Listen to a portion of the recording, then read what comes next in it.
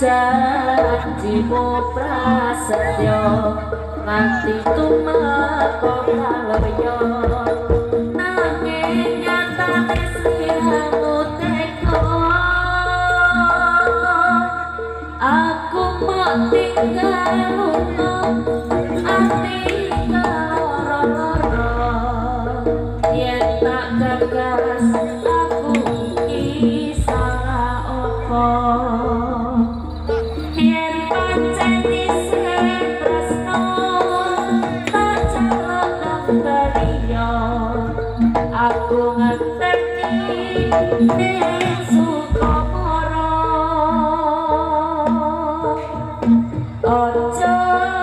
sedih ati aku ora bakal lali